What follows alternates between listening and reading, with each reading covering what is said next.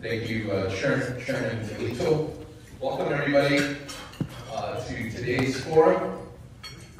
I'm going to go over just some of the format that we're going to be presenting today.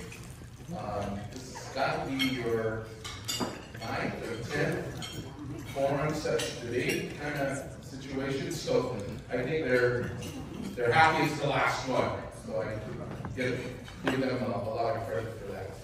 So today's purpose of the Congressional Debate Forum is to provide the Chamber membership and the business community with an opportunity to meet and learn the views of the congressional candidates prior to the general election on Tuesday, November 4th. The order of the candidates on stage and the order in which the candidates answer questions were predetermined by a ring toss, coin toss, just before today's forum. Today, the program will begin with each candidate providing a 2-minute opening statement, beginning with Ms. Cruz, and then followed by Mr. Moylan, who will also be given a closing statement, so 2 minutes, with Ms. Cruz taking the first slot, and then Mr. Moylan the second slot. So candidates will be given 1 minute and 30 seconds to respond to each question directed to them. The other candidate will have 1 minute and 30 seconds to respond with the same question, and then the candidate who answered the question initially will be provided a 1-minute rebuttal. We have timekeepers today, and they'll provide prompts for each candidate to keep the allotted time, just to ensure that we get all the questions and everyone a fair shot to respond. The Chamber has prepared a number of questions ahead of time, which will be used for today's forum. The candidates and the audience are asked not to interrupt the candidate during their allotted time to answer the question. Time will be paused. We'll pause while moderator maintains the order. The candidate who is interrupted will be asked to complete the response within the time allotted. Candidates will be addressed as Mr. or Miss and their last name during this presentation, as the practice, this is practiced in our national forums. We're asking the audience to refrain from applause so that each candidate will have the opportunity to respond to each question with the specific time allotted, and absolutely no noisemakers, or you will be asked to leave. So, candidates, you will be given 2 minutes for their concluding remarks, as we mentioned earlier, with Ms. Cruz made her last closing remarks, and then followed by Mr. Moylan.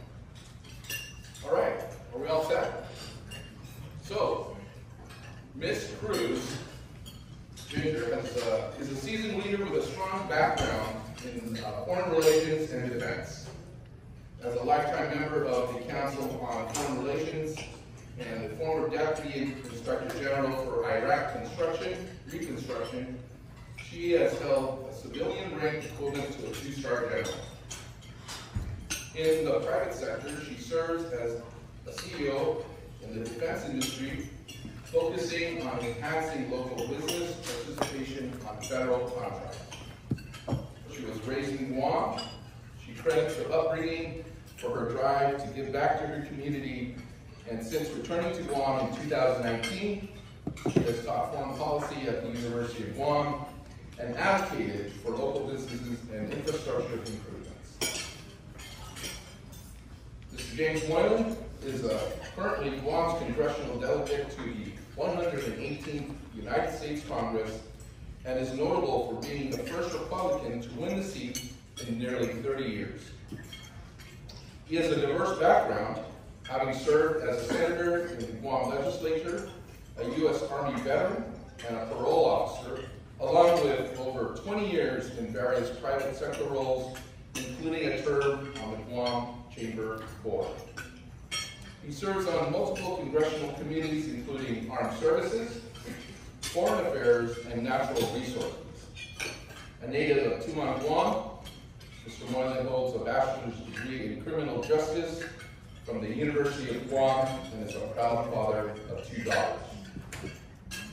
Thank you very much for attending today. We'll begin with questions. And the first question goes to Mr. Moylan, and this has to do with cost of living. Excuse me, opening remarks is correct. This is the ring toss, remember? So let's start off with the first candidate, Cruz, to do her opening remarks. 2 minutes. Thank you so much. And I want to say happy day bless to all of the members of the Guam Chamber of Commerce. So many of you I've known for decades, and to all the new friends I've made here, thank you for being here. It's a great opportunity today for everybody online and everybody here to really have a last look at the two of us, because this is really a job interview. And this is kind of like the last public interview of the job interview for one of the most critical positions for Guam. And that is a position that decides Guam's interaction with the federal government and all the policies that govern so many parts of our island. So as with any job interview, there are 3 main questions. What is our resume? And you see mine, it's on LinkedIn, and you can read about it and talk to folks that know me. What is our past performance? And many of you know the many things I've been involved in, and the great deal of passion and the hard work that I put into every single thing I've ever done. And the third part that you have to think about is, what kind of a plan do we have for the future of Guam? And that I put on my website, gingercruz.com. And so, many of you in the business community can probably relate to it this way. How many of you would extend the contract on somebody that worked for you if they lost $300 million, or if they didn't have a plan? And that's really the question that is before us now. Because this is a critically important time for the people of Guam. Every single day, I see more and more problems and issues that are coming up for our business community and for our working families. We do not have time to waste. We have to put our best team in Washington, D.C., and I propose that please listen to me, listen to the policies that I put forward, read them online, and listen to my passion. Nobody will work harder for the people of Guam. So I thank you so much for being here today, and I look forward to this event. Thank you. Thank you, Ms. Cruz. Mr. Moylan. Thank you, Phil. And good morning. Loud and clear. Can you hear me? No. All right, how about this? There you go. All right, thank you. Thanks, Phil, for reminding me I was a member, or at that time I was a member of the Guam Chamber of Commerce and did the legislature issues. That greatly affected the businesses. It was a great experience working with you about that. And from there, it went on to, of course, the legislature and making changes, making them more affordable for the small businesses as well. Reducing taxes on licenses, reducing taxes on fuel. These are the same concepts I continue to do as your member of Congress. And we have a respectable position in Congress today. It's earned to do that. I'm a member of 3 committees. That's unheard of for Republicans, in the territory. But it's because we have a respectable position in Congress. Natural resources, very important. House Armed Services, quite important as well. Foreign affairs, definitely important. And these committees that come to Guam, we've had conferences here as well, on COFA agreements too. Last NTAA, we brought in $3.2 billion. This NTAA, when I get back to Congress, we're doing 1.8. That's a total of $5.5 billion. What does that do? It creates jobs. High-paying jobs. And there's taxes to be paid on this. We have $120+ million in surplus taxes that the government can do good things with. There's a whole lot more in the next NDAs that I want to continue on, and I can do that by listening to you folks and continuing my work in Congress. Thank you. All right.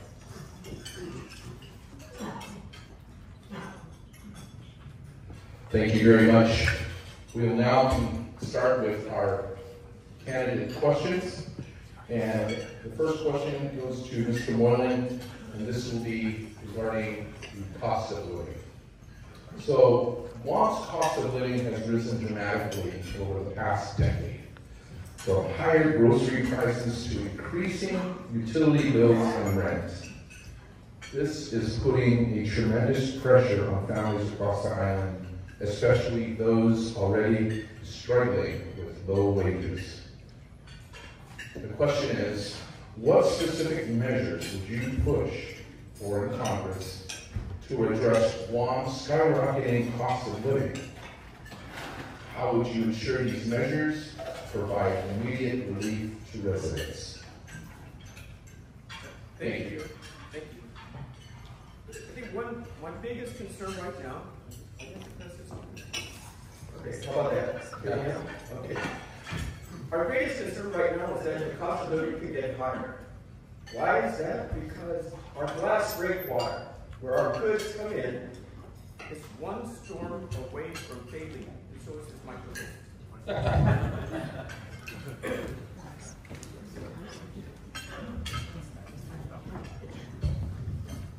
Say that.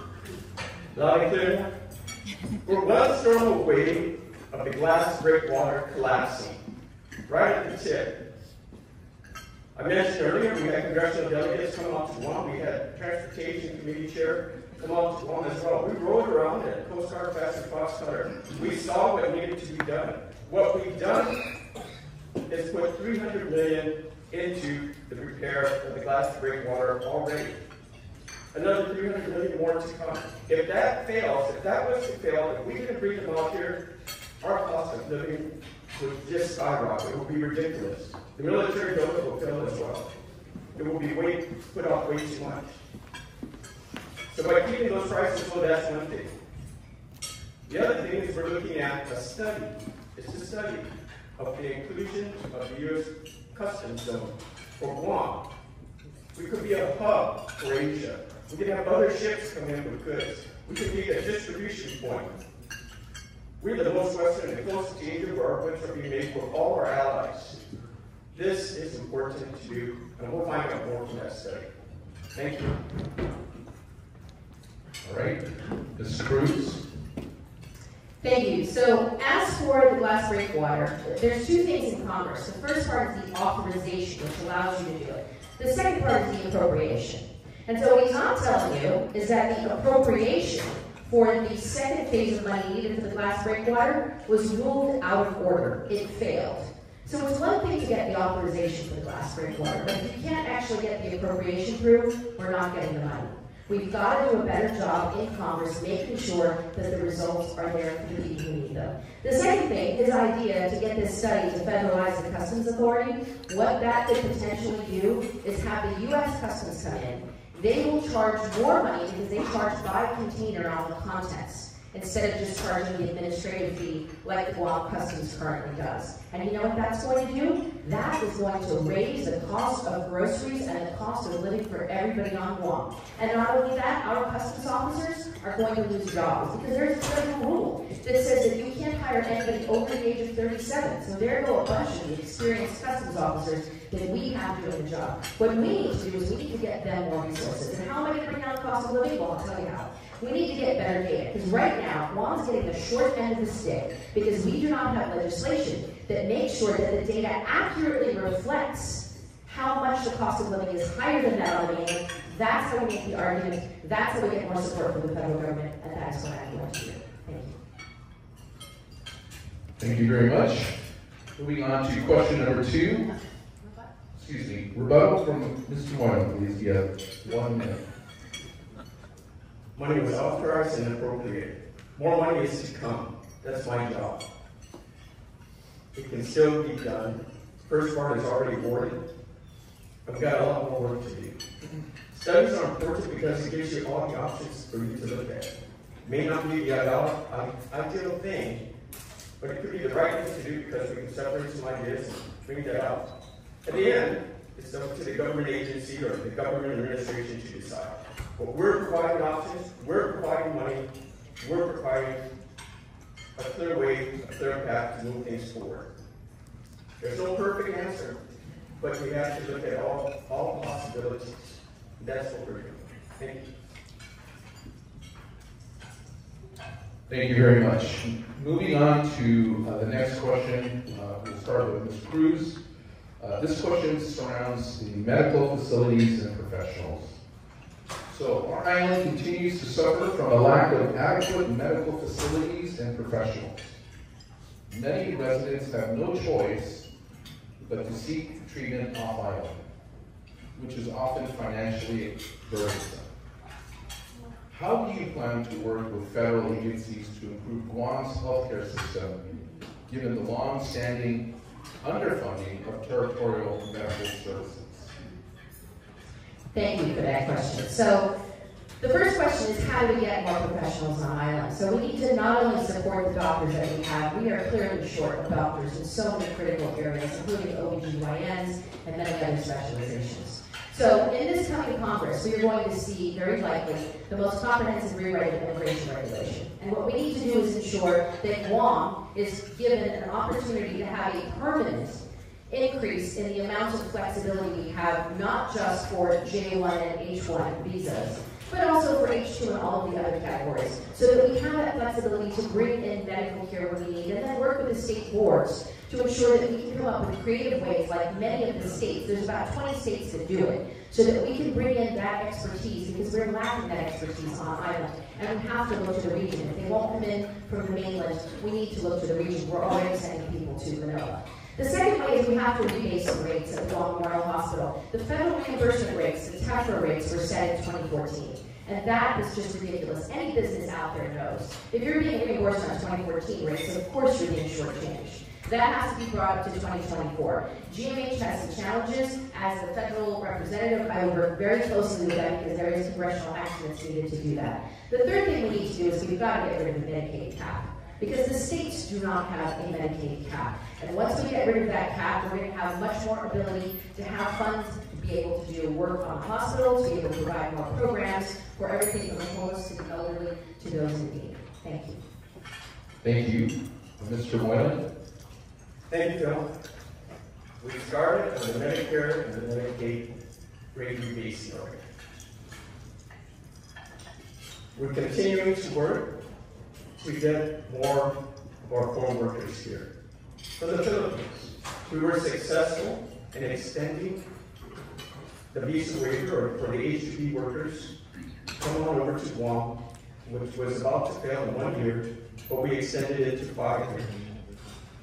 My goal when I get on back is to extend that to 10 years and to continue to get the H1, H2 to continue to come. This is a long-range plan that needs a workforce. One that can not just work inside the fence, but also outside, as we rebuild our businesses for the next door, as we rebuild more homes, reduce the cost of living, as we rebuild our infrastructure as well. The cap on Medicaid is important too, and we're working on that as well. These just take time. We're working with CMS, we're working with HHS, and HRSA as well. All conversations have started, and we'll continue with the understanding of what is necessary for Guam, because the importance of Guam, why we have this build-up going, and this is important for us all. Thank you. Ms. Cruz, you have 1 minute to rebut. Thank you. So the real issue here is how hard we push, right? So for these H2 workers, I mean, okay, that's great, we're going to extend it for 10 years, but we need to be doing 2 other things. One, expanding the workforce capability here on Guam. Because the answer shouldn't always be to go outside. We also need to have that capability here on island. So we've got to make sure that the Department of Defense helps and gives us resources through the Defense Industrial Base, which is something I've been working on, to build Guam's intrinsic workforce so that we're not constantly dependent on the H2s. And we need a long-term fix. Stop the Band-Aids. You know, this is part of the problem. If you don't have a plan, then it's sort of like bill to bill, right? Let's add a rider here or rider there. The business community doesn't have that ability to know what is the long-term plan. My long-term plan is out there. It's working with you. There's so many of you that are experts on H2 and what we need in the long term. I want to create a long-term fix, and if it means bringing representatives from the Chamber of Commerce with me to Washington, D.C., having those meetings in immigration, and working on a permanent fix that can be a Guam visa that will help our businesses, and we won't have to worry, oh, is this NDAA going to give it to us or not? We need that certainty, and that is something that business understands. Certainty helps you to make the decisions that you make, and that's what I want to help you do. That's why I believe a plan is so important. That's why I published my plan, and I really want to work with you to make sure that we can execute it. Thank you. Thank you. This question has a two-part question, so this comment. What federal incentives or programs would you immediately advocate for to attract more doctors and medical professionals to Guam? How do you plan to retain them? Ms. Cruz. Can you repeat the question? Yes. What federal incentives or programs would you immediately advocate for to attract doctors and medical professionals to Guam? And how do you plan to retain them? So the actual recruitment and retention is something that is done by the local government. So that is a little bit beyond the scope of what we would do in Congress. But there was a conversation that we recently had with the Department of Veterans Affairs representative who was on Guam. And I was asking, as they were trying to recruit people to come out to Guam and having a hard time, if they were using the federal ability to do recruitment and retention bonuses. There's a triple R capability in the federal government. And she actually said to me, "You're right, we didn't think about that. Okay, we'll look into it." So one of the ways that we can do that is ensure that if there's enough federal resources, that we can have that recruitment and retention bonus put in place to be able to recruit that needed expertise. But at the same time, we can't always look to the mainland. If there are qualified doctors who've been trained in the States but who happen to be working in Korea or the Philippines, we need to broaden our scope because a lot of those doctors are flying to the States and working there. So how do we get them to work on Guam through the visas that we can be able to have in place? Another thing, behavioral health. Just a few days ago, they lost the capability to reimburse for college loans. That was something they were using to entice more doctors to come out to help us in our very strapped behavioral health department. And so to help them, I want to make sure that in Congress, we work with them so they'll have the ability to get those exemptions so they can be able to repay those loans, which will attract more of the mental and physical capabilities, mental and physical doctors that we need on island to be able to serve the people of Guam. Thank you. Mr. Moylan. Thank you. For immediate needs, we've already introduced the portability of Medicare to the Philippines. This is important. We've got a specialist there, so that's immediate. Long term, of course, we're talking with HHS, HRSA, CMS as well. This is a nationwide problem. Another short term we're looking at is we have a lot of doctors, 20 of them, that we're talking to that are studying to be doctors. We can rotate them through. They don't have to go to New York. They don't have to go to California. They can come back home. We're looking at increasing the grants so they can afford to come back home. We understand that where they do their work as they go through their schooling is probably where they'll start working, and they want to come back home because they really want to help the island. So grant money, Medicare affordability, and continuing to talk, which we already have done, with the health agencies as we're doing right now. Thank you. Ms. Cruz, you have 1 minute to do that. So the Medicare affordability, I do think that has merit. One of the things that has to be done, though, because that bill doesn't have hardly any co-sponsors on it, and it's not going to move inside of this Congress, and we've got the next Congress to work on. So one of the ways to do that is to work with the states that are looking at using Mexico as an opportunity to increase the portability of Medicare, because it will lower costs. So that is an idea, and I think it's always good from Congress to Congress to keep on those things which are important, and I will continue to pursue that because that is an idea that would be very helpful for the people of Guam. But in addition to that, we also need to think about the facility, because one of the reasons doctors don't come to Guam is because they don't want to work in facilities that are not up to par or facilities that do not have accreditation. And so we also need in Congress to find ways to incentivize public-private partnerships so that we can quickly get started once and for all on building a new hospital. Because I'll tell you what, we can do everything we want to try and entice doctors to come out here. But they are not going to come out if they don't have a facility that they feel comfortable and proud to work in. Thank you. Thank you. The next question has also a two-part question. We'll start with Mr. Moylan. This question surrounds military buildup and construction costs. And the comment is, the military buildup has an unintended consequence, which is the rise of construction costs. Many businesses and residents are being priced out of the market. The first question is, what steps would you take to negotiate with the federal government to mitigate the adverse effects of the buildup on construction prices on Guam? Mr. Moylan. Thank you. Again, it's workforce development. We need more workforce here to get the job done. There's problems also with housing this workforce when they come on in, but that's up to Guam to do some exceptions and allow these properties to be used to build camps for them too. There's something called Buy America, Build America as well. That needs to be removed, and we're working on that as well. Continue to have our seaport open and maintain, that's real plus too. If we look at the U.S. Customs Zone as well, it's possible. So there are so many different options. We have to work with the government on, and we have to increase the housing too. And that's why we also gave $400 million to the military to build the housing inside. Build vertical. They're not expanding their footprint either. They're doing this build-up within their current footprint. And the millions of dollars we have in surplus, over $120 million we have in surplus, I think the government should use that to help reduce some taxes too. But that's up to the administration. We have this opportunity, we have surplus money, there's things I've done, and what we'll continue to do in the 100 years. Thank you. Thank you. Ms. Cruz?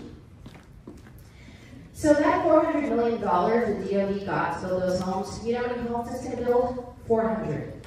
$1 million per home. That is what the military is expending pretty much throughout the region to build those homes. And so that tells you that the resources are going in behind the fence, but we're not seeing that kind of support outside the fence. And that is a problem that all of us are having right now. So I've got an innovative way that I want to look at this, right? There is an office called the Office of Local Defense Coordination, right? OLDCC. And that office was created in the 1960s, and it's supposed to help communities that are greatly affected by military buildup or military activity. There is no place in the United States that is arguably more impacted by military activity than Guam.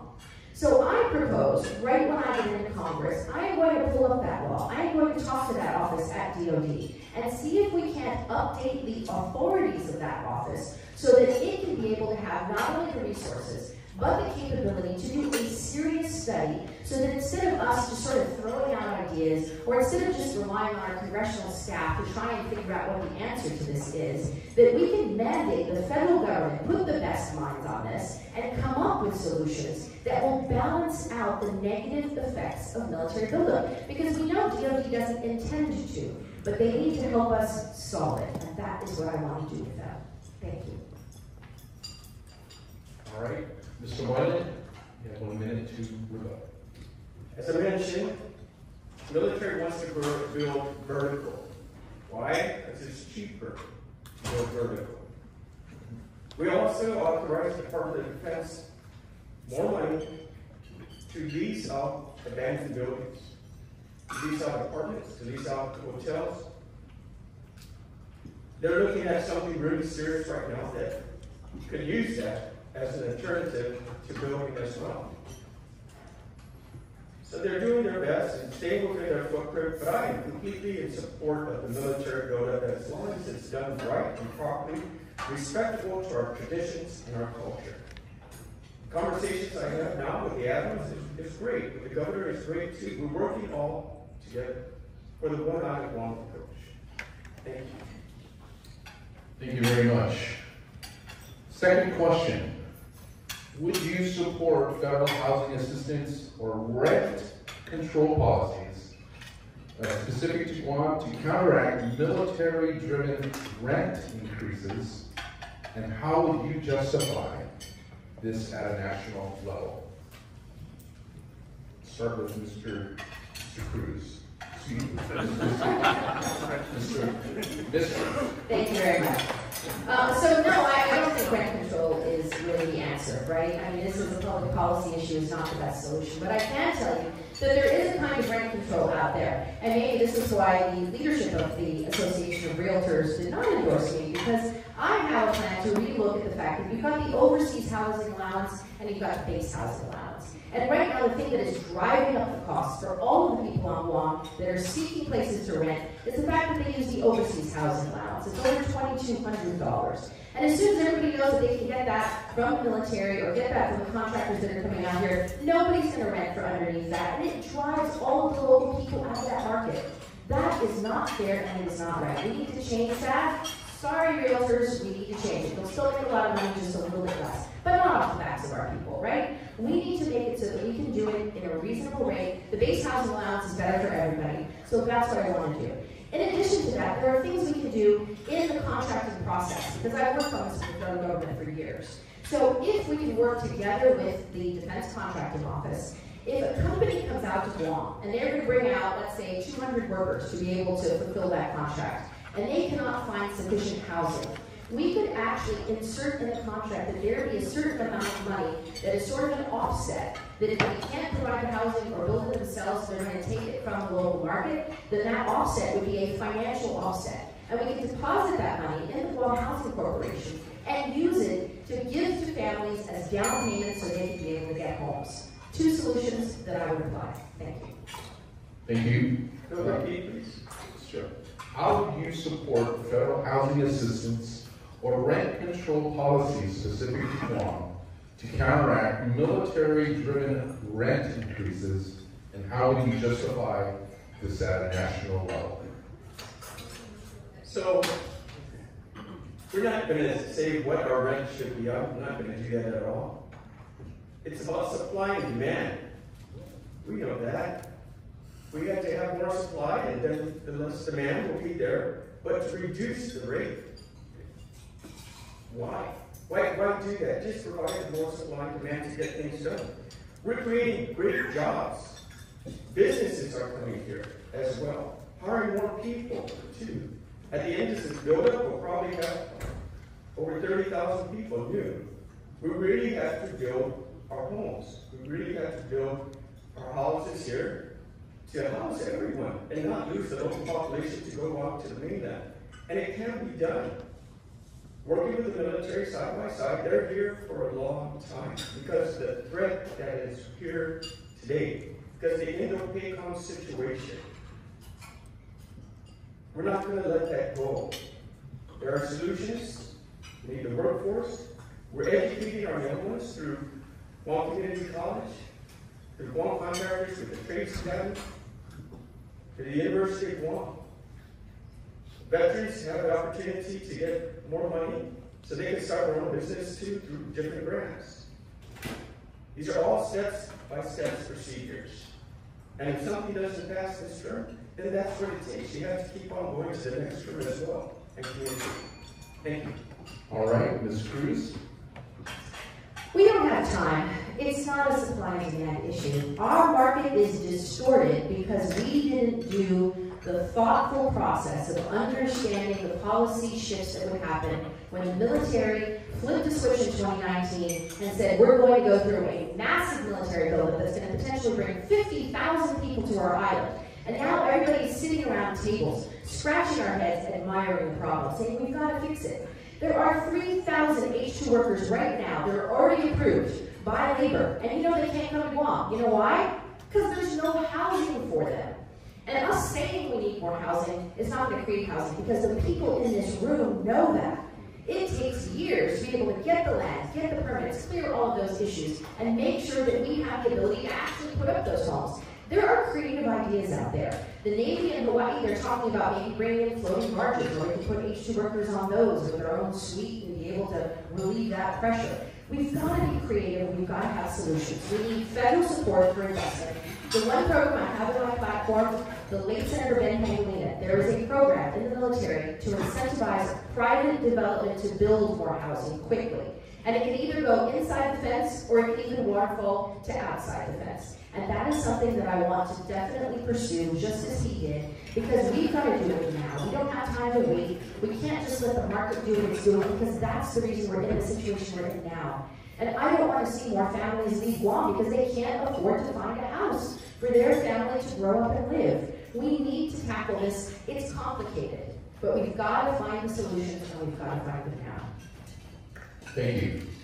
Moving on to the next question, and this has to do with housing. Housing affordability. And the comment is, local residents are finding it increasingly difficult to rent or purchase homes due to the rising cost of rent and construction. Many residents do not qualify for Section 8 housing, and increasing subsidies in that area won't help most families who are struggling to afford housing. This question is for Mr. Moylan first. What measures would you propose to ensure that the local residents who don't qualify for Section 8 housing can still afford to rent or buy homes, given the escalating costs of construction and rent? Would you support policies aimed at increasing affordable housing options for middle-income families and other local residents? Mr. Cruz, I'm sorry, Mr. Moylan. I gotta get this right. Of course I would look for additional support. You know, in Congress right now, there's a lot of measures that come across the floor. I've co-sponsored over a few hundred bills too, all looking at different things: healthcare, education, housing. Whatever we can get for one, we shall. We're pushing that issue right now with the House Armed Services, with the military too. The taxes that have come in the surplus amount, that's available too for the government to want to do something. We also gave $1 million away, $1.2 million for those that are homeless through WestCare, a company I work with closely when I was in the Senate. Mental health issues too. But there are a lot of jobs needing to be filled on Guam right now. We just don't have enough workers. There's new businesses to be started. They're going to be hiring people too. Get some more money in their pocket. More money for the government. Possibly more money to buy a home one day. Thank you. Thank you, Mr. Moylan. Ms. Cruz, you have a minute and 30 seconds. Thank you. Well, I'll tell you one way that we can help, right? Instead of always looking to lower the cost of that housing, how about we raise the salaries and the opportunities for the people on our island? Stop looking down, let's look up. And one of the ways we can do that is we have to focus on our economy. We can't just simply go, oh, thank you, DOD, for giving us $3.2 billion. We're so grateful, and we're going to use the excess tax revenue. It's going to go away in a couple of years. We must create a self-sustaining economy on this island. That should be our focus. And number one is our tourism. How many people here are affected because we haven't been able to fully bring back our tourism economy? That is our mainstay. And part of the reason people can't afford that rent is because they're not getting the pay that they need. So the first thing I'm going to do is I'm going to go work with the Department of Commerce and find out, because in the last Congress they passed a major overhaul of tourism support. They created a czar for it, and they're doing a 10-year plan. Guam has to be put into that plan so that we can have federal support to bolster our tourism, and we've got to do that fast. Why that wasn't done is beyond me, but we have to do that. The second thing we need to do is diversify this economy, because I am telling you, I heard today some disturbing news that the current congressman hasn't done anything to really help get the ship repair facility going. There are talks underway at the Navy. There were talks underway this week in Australia. Guam was on the table every single time. If we get that brought here between the tech and all of the jobs that we could create for our people would have more money, they would be able to afford the rents, and that would really help to lift our community. Thank you. Mr. Moylan, you have a minute to. The military buildup has brought new industries to Guam, something called Astro, 3D printing, wanting to come out here. highly technical, well-paid jobs that they're going to need people trained to do, and they're willing to train them as well. Military buildup is a lot. There's so many jobs that are open that six-figure incomes as well. It's very high. I would say the majority of the folks here with the businesses are not paying minimum wage because you want to keep those skilled workers that you have. And you want to fill new ones as well. So it's not by raising the base rate. It's providing highly skilled, trained employees, getting our students, young folks educated with great paying jobs, having them start their own businesses as well. That's how we can build the economy and help folks out. Thank you. Thank you very much. Moving on, this next set of questions involve overall federal support. As a non-voting delegate, would you not have the same power as other members of Congress? However, you still play a key role in advocating for Guam. We need stronger federal support across various sectors: health, housing, and infrastructure. Given your limited voting power in Congress, what is your plan to effectively advocate for Guam's needs, particularly in healthcare, housing, and infrastructure? This question starts off with Ms. Cruz. Thank you. So you probably heard about this. It's been talked about in the newspapers a bit, but the first thing that I would look at, really, is we've got to fundamentally change the relationship that Guam has with the federal government. We are stuck in the 1960s when we were lumped under the Department of Interior. We don't even have an Interior field rep on this island, and Interior is woefully unable to advocate for Guam's issues for infrastructure, for housing, for veterans, at commerce, in all of the areas that are so critically important to us. And so as a result, we are totally beholden to the Department of Defense and their good graces. And I'll tell you what, they are good people in defense, and I completely support the military buildup. But the mission of the Department of Defense is to promote the security of the nation. It is not to take care of the people of Guam. That is our job. So we need to stop going to Washington and taking credit and just kind of sitting on the sidelines, and when DOD runs forward, does their budget analysis, and they say, hey, here's our 5 things, can you go submit those? We need to do more than that, because our job as a non-voting delegate is to advocate for Guam, to go beyond what DOD handed us. We're not just paper carriers. We need to talk to our community and say, what are our 5 most important issues, and how can I advocate for our issues to be put into the National Defense Authorization? But it's beyond that. I think really what's important is you need to look at the record. So his record so far, okay, he says he's bipartisan. He lost $300 million in contact impact, was not able to get compensation for radiation survivors on Guam. And of his entire 2 years, he co-sponsored 2 bills that actually made it into law. One of them adjusts the regulations for migratory birds, and the other one gives a commemorative coin. Those are the only 2 legislative achievements that have actually made it into law. And I submit to the people of Guam that I know this is a tough Congress, and I'm going to work harder to get something through Congress that really means something. Not legislation to build a statue, not legislation that will never make it through, not legislation that doesn't have co-sponsors, but real legislation that will affect the people. And you know what, when you have a longer-term plan and it's there for everybody to see, yes, it may take me longer, but it's not going to be a surprise. You'll know what I'm going to do. Thank you very much. Moving on, this next topic is regarding tourism and economic diversification. First question will go out to Ms. Cruz. Tourism has been the backbone of Guam's economy. Excuse me. Yes, I got you. Tourism has been the backbone of Guam's economy, but the pandemic highlighted the vulnerability of relying too heavily on this sector. With the slow recovery of tourism, it's become clear that we need to diversify our economy to create more resilient, high-paying jobs for our people.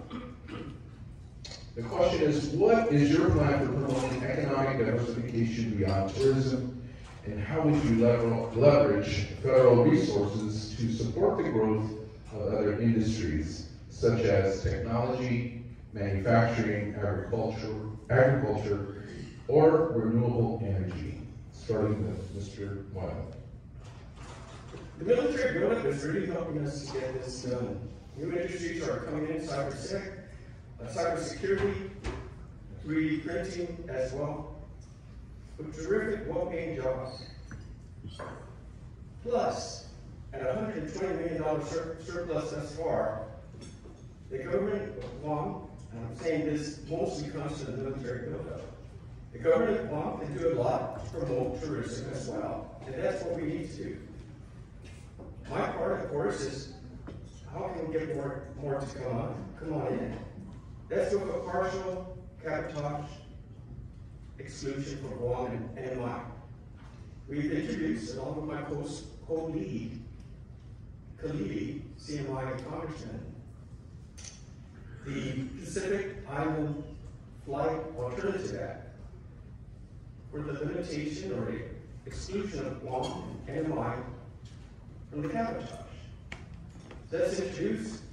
Khalidi, of course, is stepping on down, but I'm looking forward to the next Congress member from CMI to work this further and to move it forward. As a co-lead, the Democrats need to be part of this as well, and it can happen.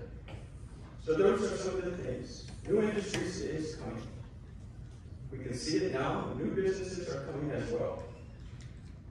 We just have to continue where we started here and move it forward, not go backwards. Thank you. Thank you. Ms. Cruz? Thank you. Well, I'm going to go one step further on the cabotage issue because we really need to look at open skies. It's beyond just Guam and the CNMI.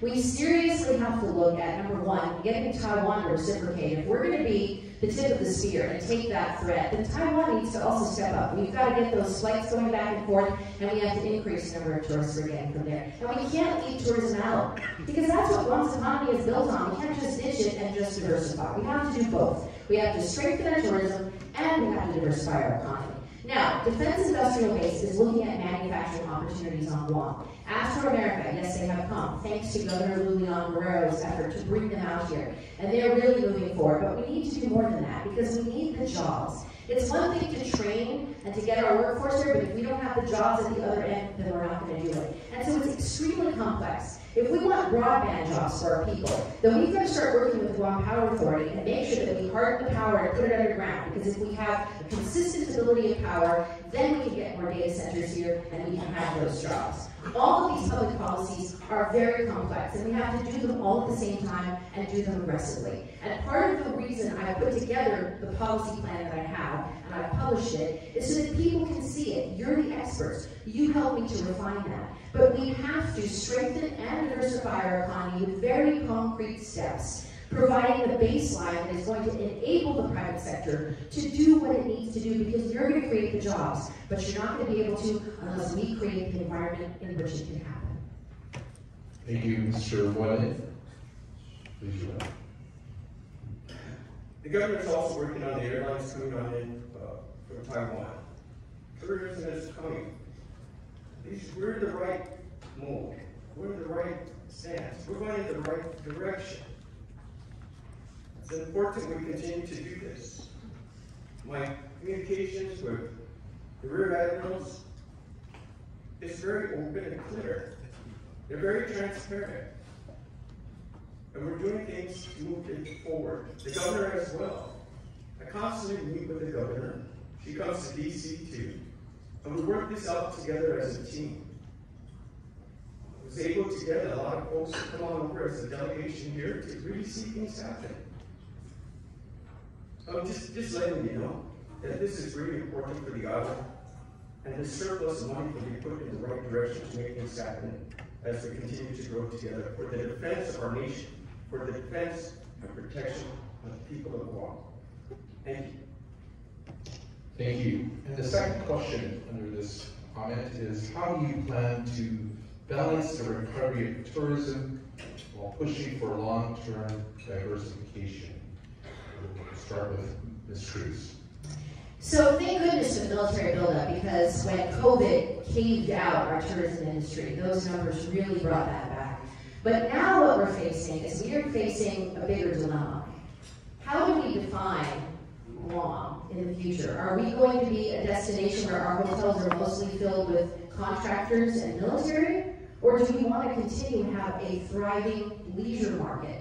If the answer is both, then we need to really carefully look at two things. Number one, we need to look at how the federal government sets our per diem rates, which hasn't been changed since 2009, which is a travesty. That has to be fixed. And we also have to look at sort of separating out our leisure market and really getting investment, which is why I want to work with the Department of Commerce, on improving our ability to attract independent travelers, because we're not getting group package travelers as much anymore. Now that Thailand and Vietnam have visa waivers themselves, and because of all of the currency issues, they're going to other destinations. So we have to be competitive. And so in order to be competitive, we have to make sure that we have new ways of attracting them. And one of the ways is by investing in our villages, investing all across the island in our small businesses, to make us that unique and special place that independent travelers want to come to and enjoy. And I believe we can do both things at the same time, and I am extremely committed to ensuring that our economy is a top priority of mine if you send me to Congress. Thank you. Mr. Moylan? I've been working with GDP for quite some time as well, as the Senate and now in Congress too. But we have a really close market right next to us. While the economy in Asia side continues to come back from their situations, Philippines, we just not only can get the workforce here to help the island of Guam, but there's a lot of tourists that are wanting to come and shop here on Guam. They introduced the Philippine visa waiver. Why are we having our allies who are helping defend the freedom of the Indo-Pacific area have a visa to come to Guam? I think this is the perfect time to do that. The measure is there, and if it passed, you can see Filipinos coming on in. A lot more tourists willing to pay. And in the meantime, we still got the military here staying in our hotels. That's good as well. And it can balance out too. Just like there's 250,000 military personnel in Hawaii. There are the billions of dollars of tourism that comes in. So it works together. Some are made fear that so many military is going to scare our tourists away. No, it's going to make our tourists feel safe to come and travel here. Okinawa is doing great in tourism too. Nevada, billions of dollars in industry, but that most land is owned by the military too. So, working together, we can see this island grow. Thank you. Thank you, Mr. Moylan. Mr. Cruz? So Jim was appointed as co-chair of the Philippine Friendship Caucus in the Congress. And guess what he did about the Philippine visa waiver for 2 years? Nothing. There's a bill that's been introduced. There's almost no co-sponsors. It hasn't had a hearing, and literally nothing. And when he was invited to go to the Philippines by the leadership, by the Senate of the Philippines, and the Guam Visitors Bureau and parliamentarians were invited, they got a call and they said, the Congressman's office isn't calling us back. We want him to come out here because we want to work together to really push this. And his office wasn't even calling back. And the GDP was wondering, if we can't get everybody together on this, how are we ever going to get the Philippine visa waiver? The Philippine visa waiver is something that I actually have in my plan, and not as an isolated incident again. It's that thing I was telling you. I guarantee you the Congress is going to be taking up comprehensive immigration reform in the coming Congress. And if we can include in there a Guam visa section, which covers H-2s, it covers professional visas, and it also covers the Philippine visa waiver, then I am absolutely hopeful that we will be able to address that once and for all. But the only way to address it is not just to drop a bill and then tell everybody on Guam in a press release that you dropped a bill, especially if that bill's going nowhere. You have to do the hard work, and it's hard. Immigration has issues, and we've got to make sure those issues are covered. We've got to make sure that we put protection on the border so that there's no issues about recidivism or any other. But I believe we can do it with hard work and really working closely with the federal government and with the local authorities to see it through. Thank you very much. Moving on to our next topic, under workforce. And the first question will go out to Mr. Moylan. Many places in the continental U.S. and Hawaii are facing workforce challenges like our island is. As Guam's representative, addressing workforce challenges is essential for fostering economic growth and ensuring residents have access to sustainable employment opportunities. The question is, what actions will you take within your 2 years in office to address workforce challenges for our island? Thank you.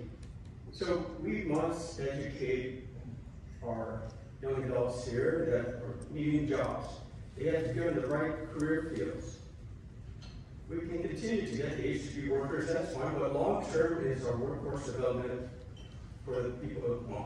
We make Guam their home. High-paying jobs as well.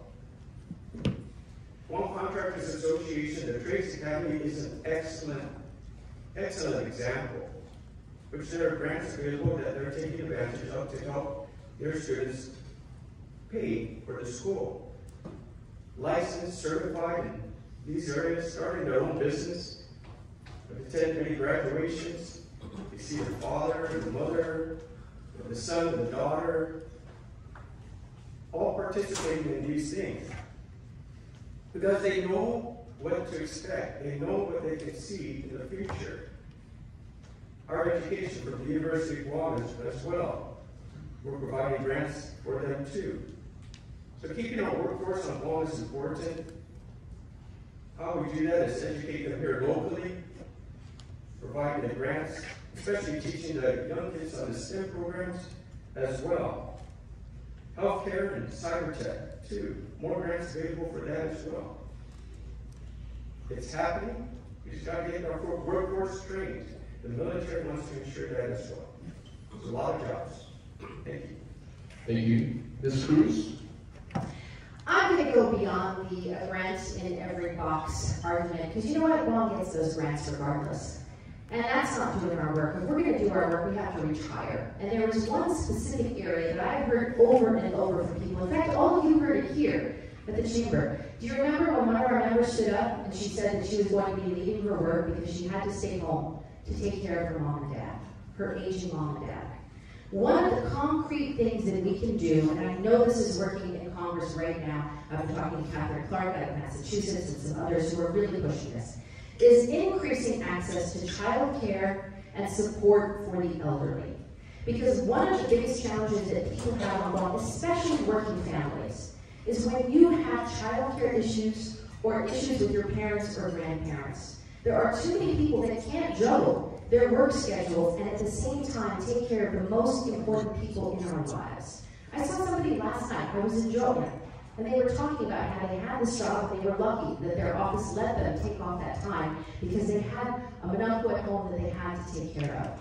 And the federal government has programs that Guam is not currently accessing. And so what I want to do, a top priority of mine, is going to be looking at ways that we can expand support for child care and elderly care. You know, during COVID, when we had all that extra money, what happened to child care? We went from like 39 child care facilities up to almost 67. The demand is there. And now people went to work, they were able to go to work because they knew their kids were being taken care of in a safe, loving environment. That is what we need to do for families. And so I believe if we handle those two things, child care and elder care, and really work to get those programs here on Guam, that is something concrete that can help more people get to work, can build our workforce. And some of those people who say that they're not in the workforce, and it's not that they're unemployed, but they choose not to work, some of them actually want to work. They just have to make that hard decision. And if we can make that decision a little bit easier with federal support, then that is what I want to do. Thank you. Thank you very much, Mr. Moylan. You want me to reply? Yes, sir. Sorry. Go right ahead. No, but Yeah. thank you. Moving on, and under this topic of workforce is transportation. And the comment goes, for many years, Guam has been unsuccessful in building a reliable ground transportation network for our island residents. And the question goes to Ms. Cruz first. What strategies would you propose to address this issue within your time in office? And how would federal government support your proposal? So this is a very difficult issue because if you look at the United States in general, right, major cities have very effective mass transit. And once you start getting out into rural areas, it's a lot harder because the cost of maintaining a system to be able to provide mass transit just completely outweighs the benefits, right? So we need to look at a combination of things. Number one, we have a very active tourism industry. And for a while, when our tourism was at its height, we had all of these buses that were able to provide a core area where there was frequent transportation in the city part of our island. So if we can leverage and start to put all of our resources together, we might be able to, at least in the core part of our island, leverage a flourishing tourism industry and the support that we get from mass transit from the federal government, and be able to provide sort of a hybrid support so that we can have more ability for people to use public transit. Because there's a lot of people at the lower end of the working family scale who can't afford the gas and a car and everything that goes along with it. The second thing is we can get creative with rideshare programs. There's a lot that's being done with apps on your phone, and I know there are private sector companies that are coming in with affordable solutions where people can share cars. They can use them, they can drop them off, other people can use them. So there's opportunities in the private sector as well to be able to provide some solutions. But I think that is definitely a possibility that we need to look at, and talking with the chamber and the members is going to help me find some new solutions, and I commit to trying to pursue them. Thank you. Thank you, Mr. Moylan. Looks like the private businesses have to step on in. And yes, we've had this difficulty for quite a long time regarding our public transportation, unfortunately. Right? That's our administration. It's not the current one, it's not the past one, but it's throughout. It's just not, doesn't seem to work out. Federal money is there to provide these buses. Grants available too, but it's still not working out. Now we've got all the military coming on in, so of course the military is looking at how do we get their folks from one end of the island to the other. They're looking at a bus system too, but they're also going to be looking at these private businesses with their buses too. You can't have so many more cars being added to the road, and plus the military can't even afford it. Some of the privates can't even afford that. They need a public system where they can come downtown and get some R&R as well. Or taking care of dialysis patients.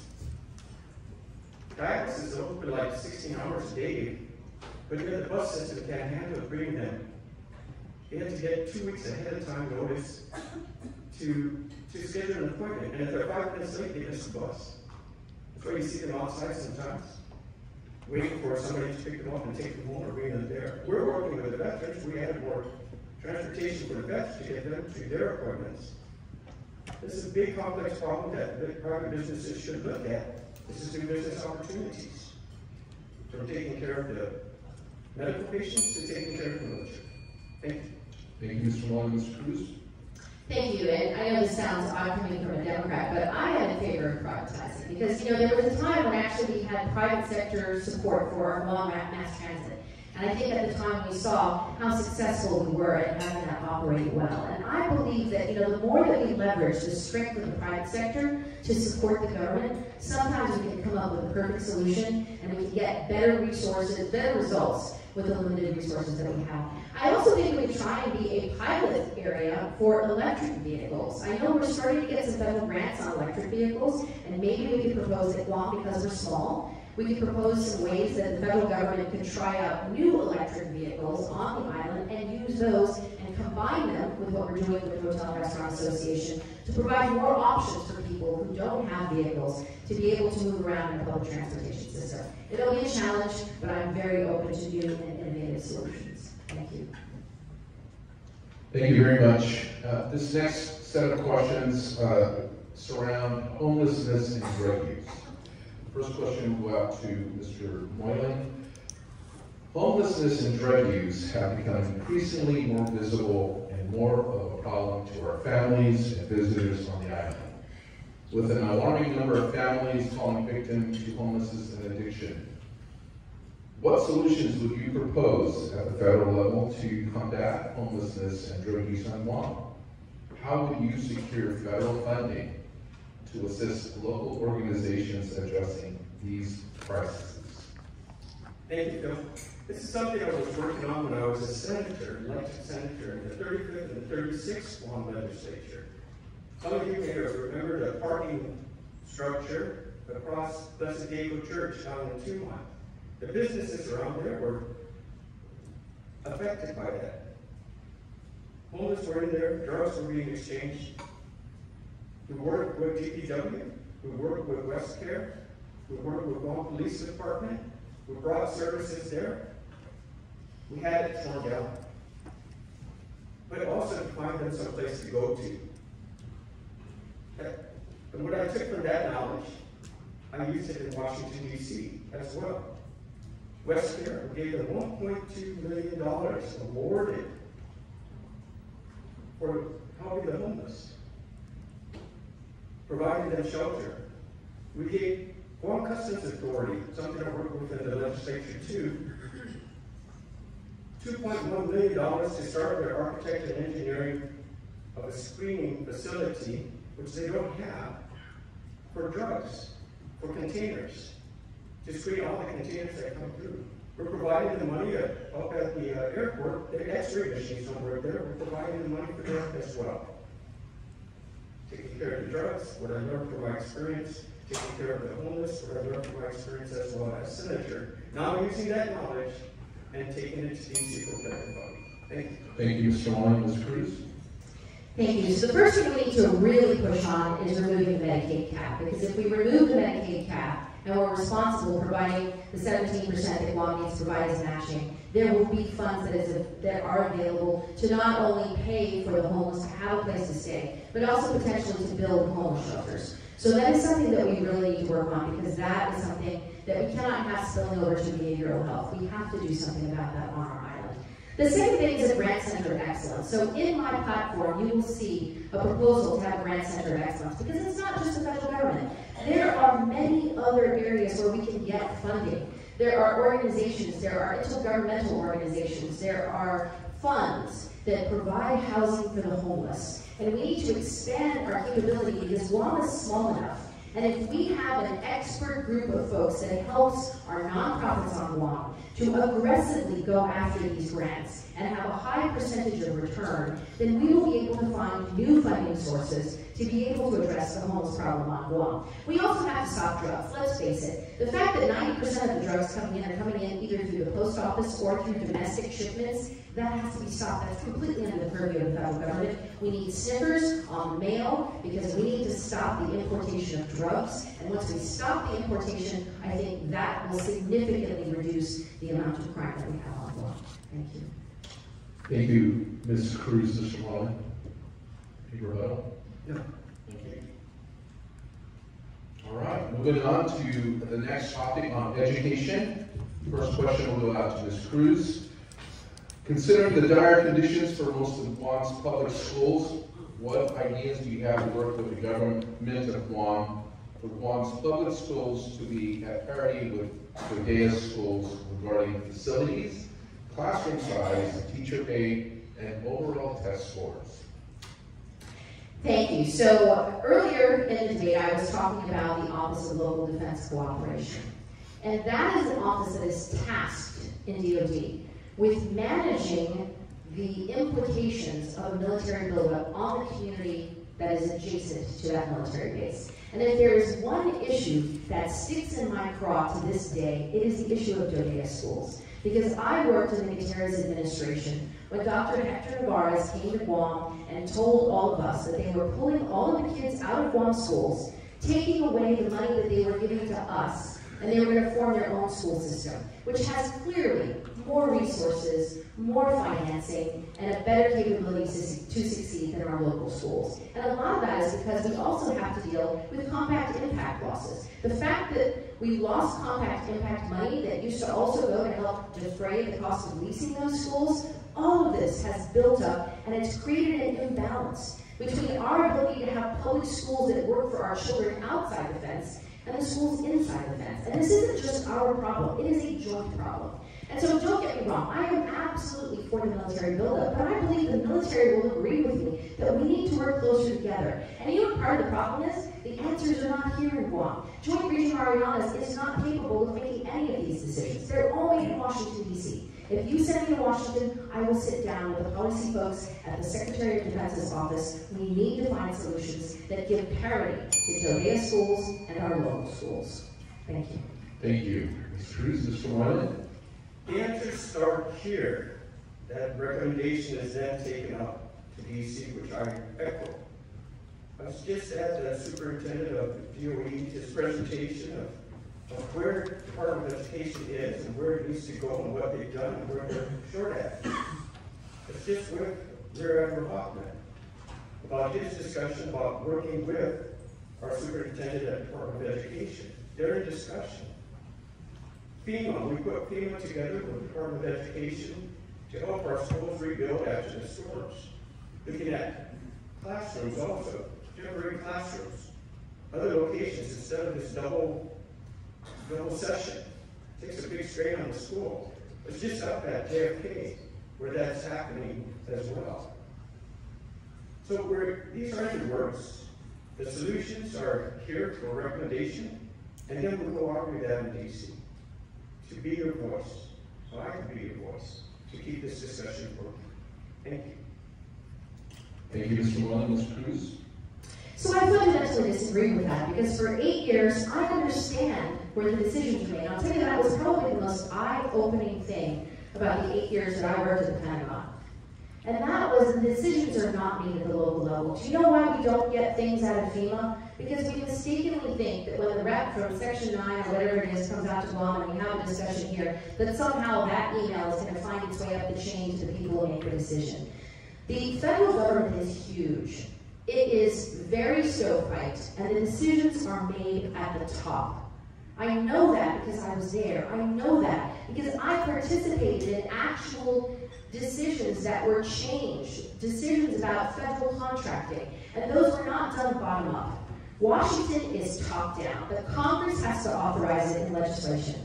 The Congress has to find the money, and the actual executive branch agencies, which are 30 minutes away from the Congress, I'm going to put on that pin, I'm going to drive to those agencies, and we've got to make sure that we're making the case where it needs to be made, where the decisions are made, so that we can affect the outcome on Guam. Thank you. Thank you very much. This next question regards trade imbalance. In 2023, the trade imbalance between the U.S. and Japan was considerable, with the United States importing $147 billion in goods from Japan, while exporting approximately $76 billion to Japan, resulting in a trade deficit of around $71 billion. The gap primarily reflects high U.S. imports of Japanese vehicles, machinery, and technology, whereas American exports to Japan are concentrated in agricultural products, aircraft, and medical equipment. The question is, how would you explore the possibility of lobbying the Department of State, the Department of Commerce to encourage our allies, such as Japan and Korea, to address these trade imbalances by promoting increased tourism to Guam, CMI, and Hawaii? This question starts off with Mr. Moylan. Thank you. So our Indo-PACOM situation has a lot to do with this. China, we get some stuff from China, but now we already see what we have to be careful of. We have to get more purchase, more trade from our allies, absolutely. And that's being pushed. We have an election coming up. Now, this is controlled from DC, yes. And we're looking really strong at getting the Republican leader as president. We're looking really strong at having the Senate be Republican as well. And we're pretty darn confident that the House will remain controlled of the Republicans too. We're looking at the defense of the nation and keeping us free from our threat. And that's through continuous trade and growing that trade with our allies and just our allies. Purchasing the metal from them. Expanding the tourism from the Philippines to Taiwan to Japan and more. We can advertise that more with the surplus revenue that the government of Guam has. And with the control of the House, and Senate, and the presidency, this is where the direction will go. Thank you. Thank you, Mr. Moylan. Ms. Cruz. I don't know, I'm pretty optimistic that the Democrats are going to take the House. So you got to see the numbers. We'll know next week. But either way, Republican or Democrat, I've worked in both. I've been an appointee under the Bush administration. I've been an appointee under the Clinton and Obama administrations. Absolutely able to work with both. So when we're talking about trade imbalance, you're talking about a global phenomenon right now where the United States is in the midst of what we call friendshoring, right? We are now disengaging our economy from China because of the national security threats. And we're rewiring our trade patterns with Korea, with the Philippines, with Japan, because we want friendly allies to be able to be our trading partners. And then there's this whole isolationist tendency, right, where we're going to be doing things in the mainland or in the United States on U.S. soil. I think it's a wonderful opportunity not just to ask for more tourists to come. I think if we are able to use Guam as American soil, think about this. America is a Pacific power. We are America in Asia. So as we're starting to disengage the supply chains and disengage things that are happening in our Asian neighbors, it's the perfect opportunity to do more manufacturing on Guam because it's made in the U.S. Those things which have security clearance requirements, parts and supplies for military equipment, parts for communications equipment, broadband AI centers that are dealing with sensitive information. More and more, those cannot be located in Asia. Those need to be located on U.S. soil, which gives Guam an incredible competitive advantage. And that is something I want to leverage. Thank you. Thank you. Mr. Moylan? The trade imbalance would change.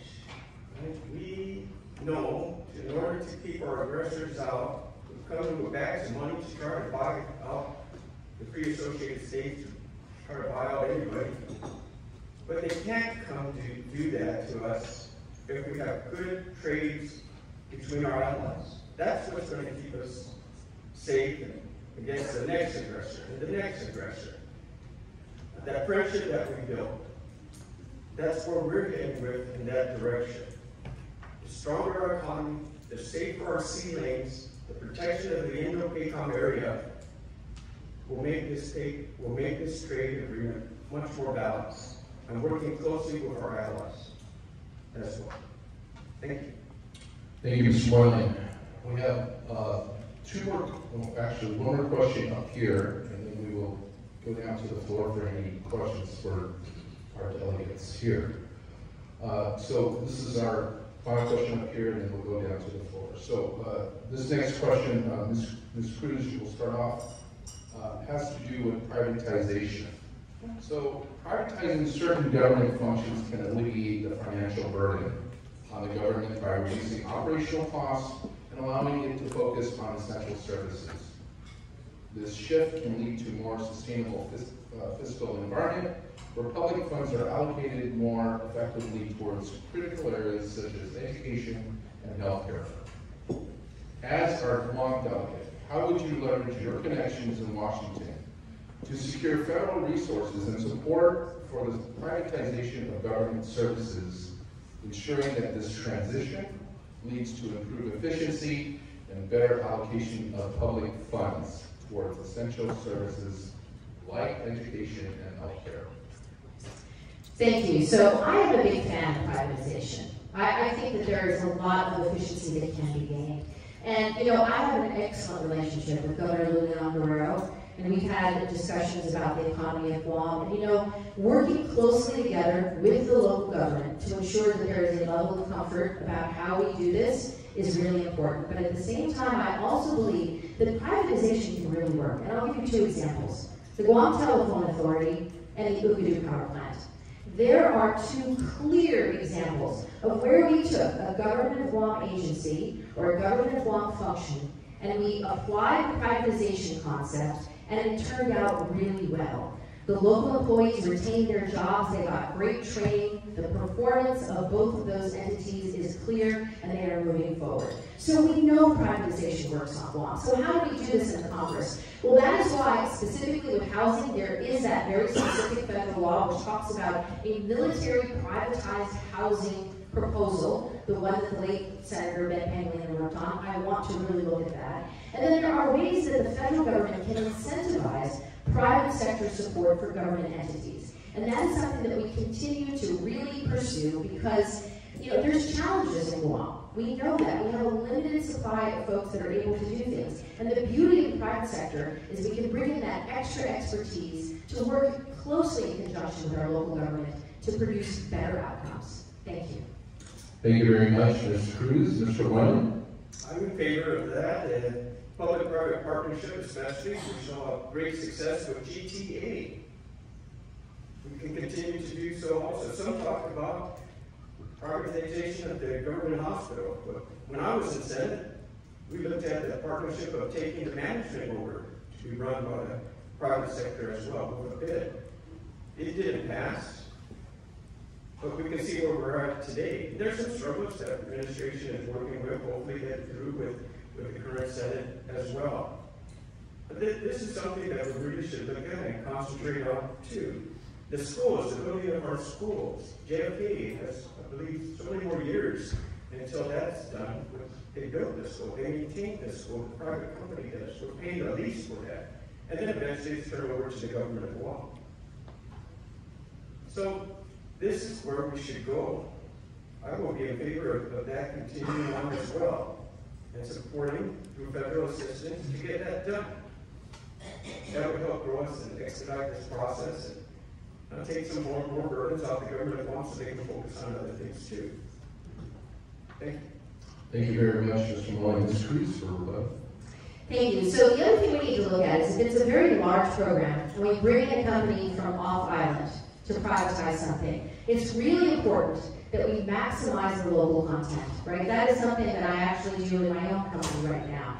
Maximizing the ability for our local small businesses and big businesses to participate and to be able to perform those contracts, because we want to make sure that it's our local people that are getting the benefits of any federal programs that are coming to our island. So that to me is very important. And it's also important to look at the different methods we can do that. There are federal guarantees that we can put in place. There's a need to improve federal support for bonding. One other thing that prevents a lot of our local companies from being able to compete on subcontracts or even main contracts, prime contracts, is the limitation on how much bonding our companies in Guam are able to secure to go after these large jobs. So if we're going to do privatization, we also have to make sure that the policies are there to support our local businesses so that you get the most work out of it. Thank you.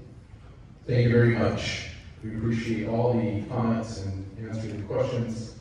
Right now, we're going to open the floor up. If you're interested in asking questions, just please line up here at the stage.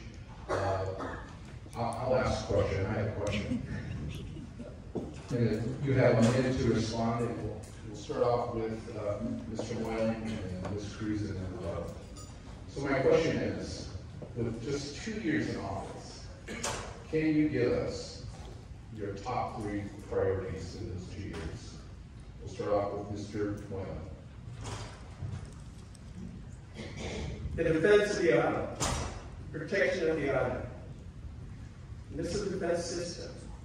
And the president authorized $100 million. I increased that to by $180 million. If we don't have a missile defense system, everything else we're talking about, as you saw by the test flight from the CCP part of a missile in our direction over the Philippines, over Guam, landing in Hawaii, what they're capable of. We defend the nation, we're protecting our homeland, we're protecting the people of Guam. That's why I'm part of the House Armed Services Committee. So, protect our nation, protect the people, and then we can take it from there. Thank you. Thank you. And then Ms. Cruz? Thank you. So 3, you wanted 3. So the first one is healthcare. Really critically important the day I get in to get experts in healthcare policy to pull together, because we've got to do something to improve healthcare. If we don't improve healthcare, that affects every single person's life. And we have to do more in healthcare, not only to support what we've got, but also to create new opportunity and really solve it. It's complicated. I know it's going to be tough, but that is a top priority.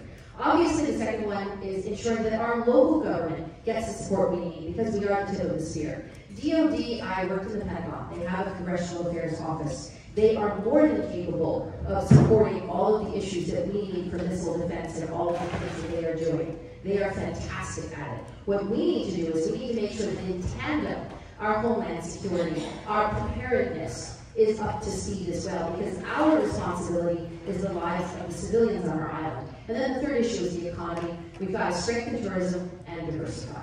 Thank you very much. Thank you, Mr. Moylan, for rebuttal. Thank you. All right, we're going to go to the floor. You will have 1 minute to respond. for these 4 questions, okay? So we'll just do that. Start off with Sandra. Thank you so much. My name is Sandra McKeever. I'm from Asia Pacific Financial. And my question is, we talked about the Medicare cap, raising that. I've heard this in so many years. What is it? What is the issue specifically that is stopping us from being able to raise that limit? Because there seems to be a stronghold. What is that issue? Thank you. All right, this open floor starts off with Mr. Moylan. Yes, that is a priority. And unfortunately, the time just takes a long time for this to get done. It's been tried before and before. But now with the House in charge and leadership in charge, we can make a change. We're working really well with the health authorities to ensure that this gets done correctly. I think Cycling even gets a better rate than we do. But we know this is a priority for the Guam Memorial Hospital. We get that, and the funding can help attract doctors by removing the cap, too. It removes the burden from the government of Guam. So it's possible. Okay? In the first few years, we've attempted to do this, and it just takes continuous conversation to build that, and then for that study to be completed. And I'm sure they will see the results and assure me that it can be done correctly.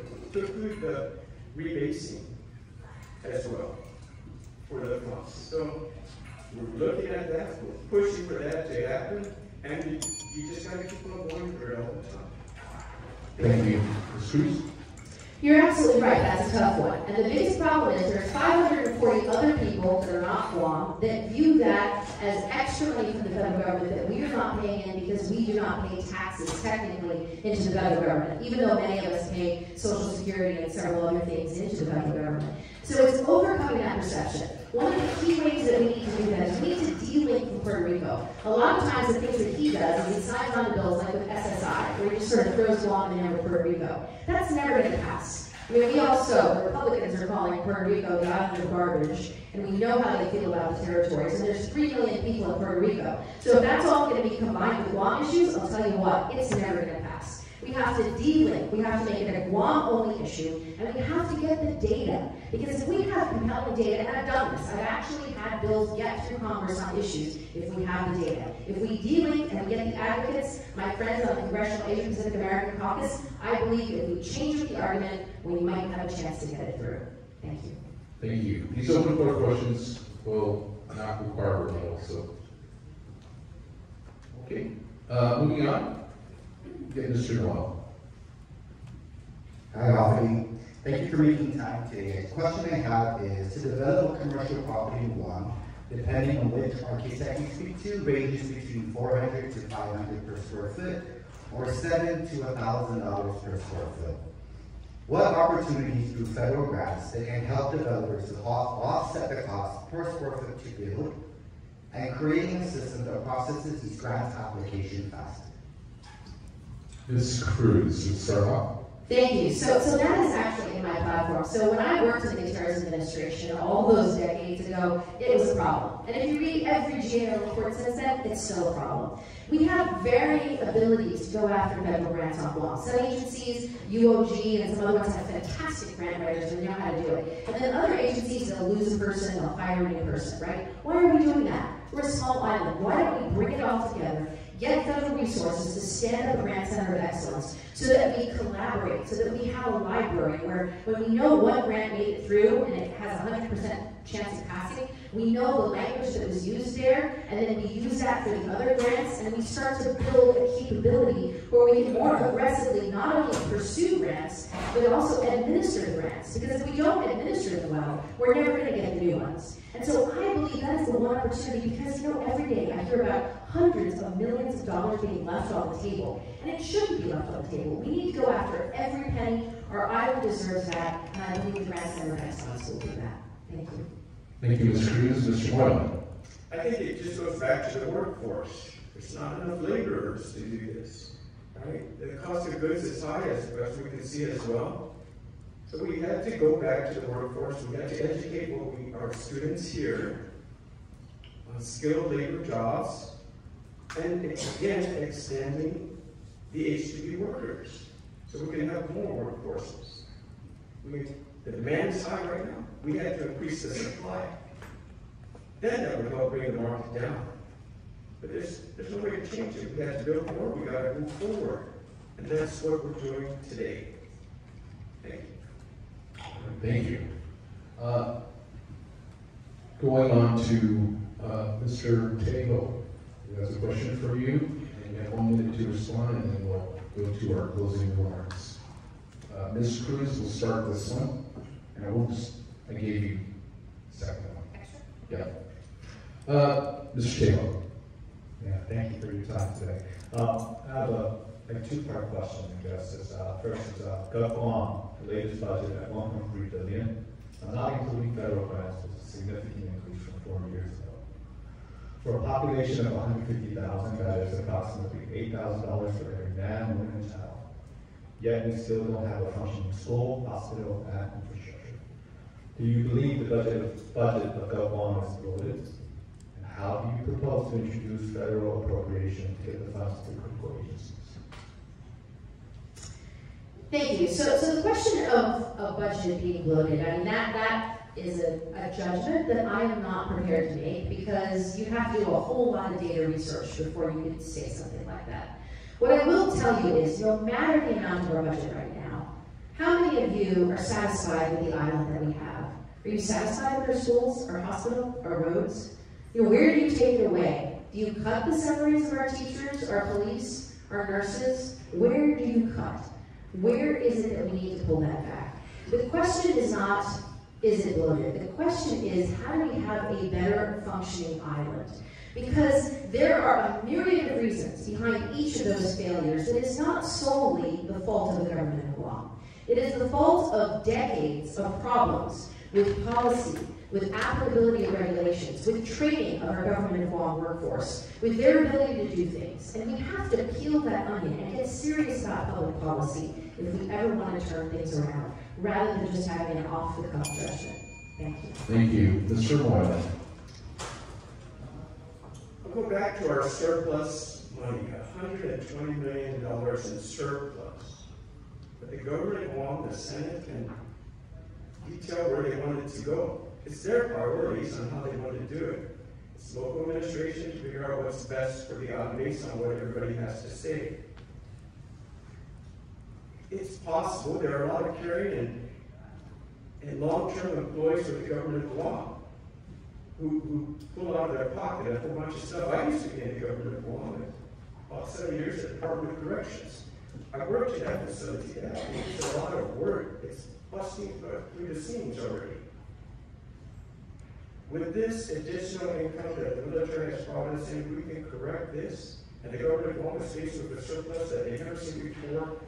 Thank goodness for the buildup, thank goodness for the Minister of Defense. As we've got this income, now we'll prioritize. Thank you. Thank you very much, everybody. So, that's the last question. And we want to thank the candidates very much for staying in line, staying in tune. Appreciate your patience with my first time as a moderator. I promise next time I'll make it a lot better. I'll do the ring toss instead of you. Thank you. Thank you. Let's give them all a round of applause. So, first to do the 2-minute closing is Ms. Cruz. Thank you so much.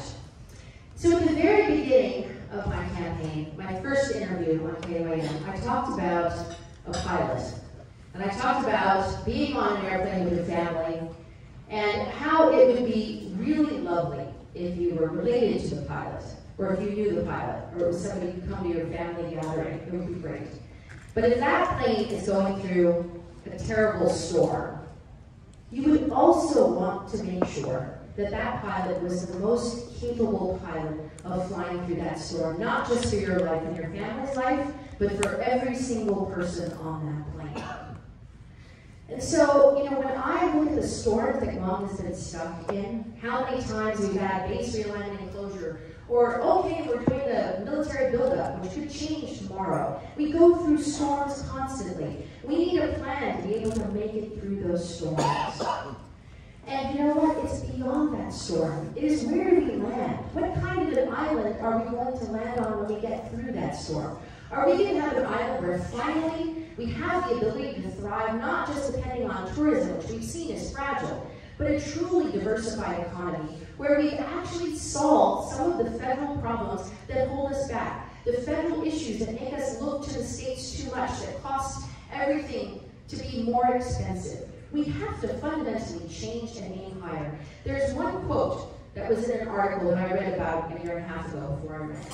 And it said, you know, the colonial hangover that we have on Guam causes us to believe that things happen to us, that we cannot be the agents of our own change. That has defined what I will not accept in this election. I say we have to be agents for our own change. Do not just accept what the federal government is giving us. Don't just be happy to sit on the sidelines and say thank you for this little bit. We must change, we must aim higher.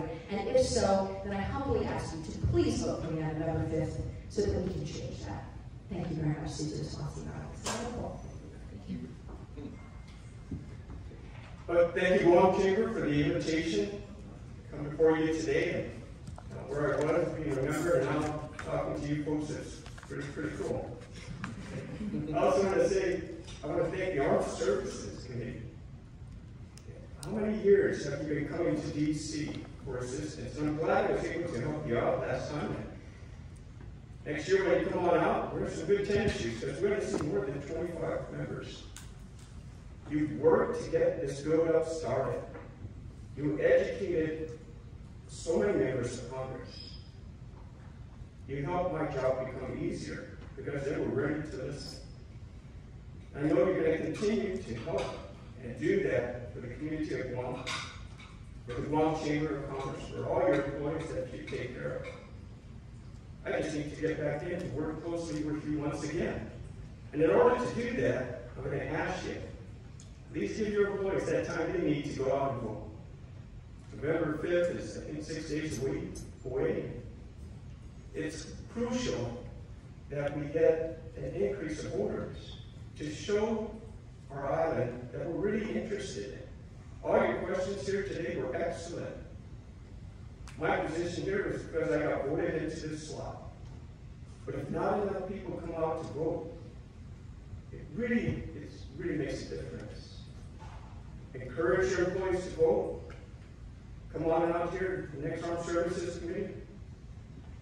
And we can make sure this buildup is done right, protecting our culture and our traditions of Guam and the safety of the United States and Guam. Thank you. God bless. Thank you very much. Let's give them another round. Really appreciate that. I want to call up Chairman Barista to do the closing remarks.